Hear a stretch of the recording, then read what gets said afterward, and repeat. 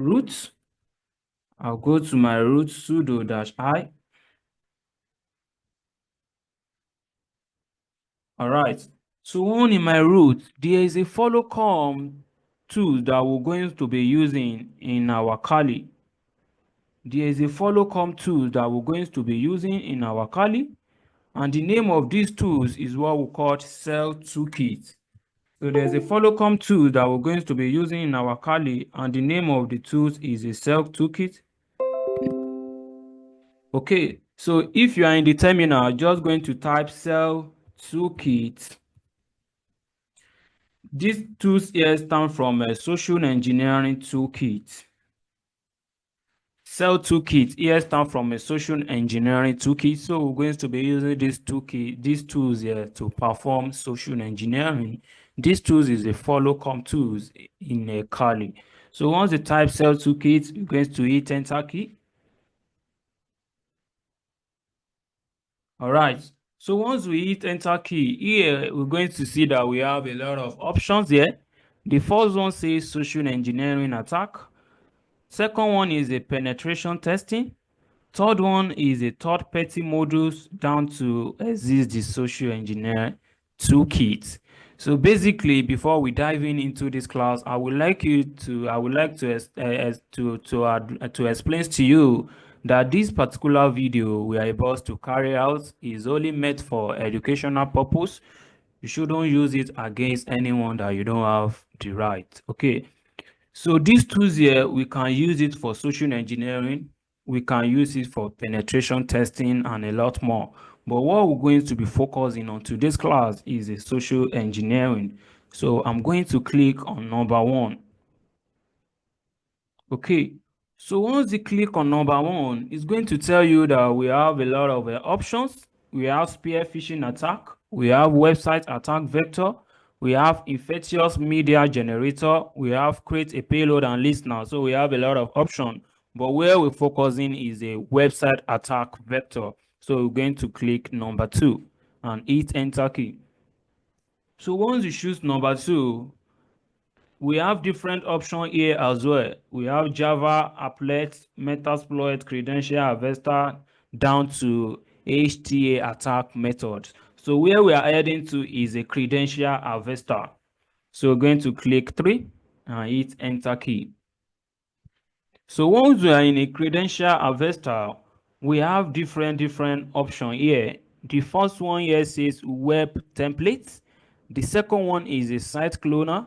The third one is the custom import. Okay, so I'm going to explain how these options here, how they works. But let's go for the first one, which is a website template. Hit enter key. Okay, so once we hit enter key, this guy is going to be asking you for the postback harvester address, which is your Kali IP.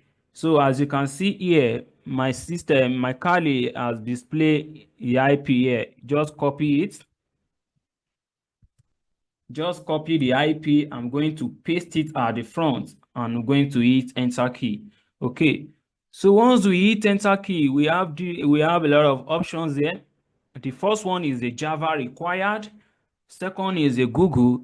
Third is a Twitter. For example, let's assume I want to use Google template. I'm going to choose number 2 and I hit enter key. Okay, so once I choose number 2 and I hit enter key, how can we check how this thing is working or not? Just open the browser on your Kali. Once you open the browser on the Kali, hold on for the browser to come up. We hold on for the browser to come up. Okay, so once the browser come up, just type localhost, and you hit the enter key. Is either you put the IP address of your Kali or you type localhost. So if you hold on, let's hold on for this guy to come up. As you can see, here is going to display. You can see here what this guy is displaying here is a Google. which means that we have used the template of a google.com. Anytime we are redirecting victim to our Kali, they're going to still be seeing google.com. And any information that is insert here, for example, if I put my Gmail, sami@gmail.com, and I come here, I choose what my password is. Maybe I use please don't hack me as the password, and I click on sign in. What's going to happen here? Once you click on sign in, immediately you're going to redirected to the real google.com. Once you click on sign in, they're going to redirect you to the real google.com. So how does this thing work is that if victim encounter such attack, once they see that this thing redirect them to another Google, they might think maybe it's a network issue or a little problem. But if this thing doesn't redirect them to another place, that's where they will be suspecting that something is going on. But this guy here will still redirect them to the original website, which is the original google.com.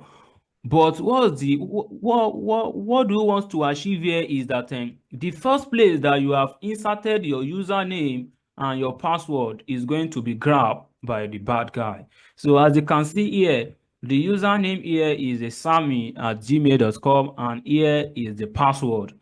That's how a bad guy can harvest your credential, be your username and password.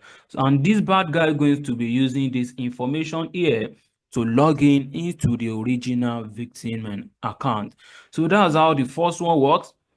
There's another one I'm going to be explaining to you inside these tools. There's another one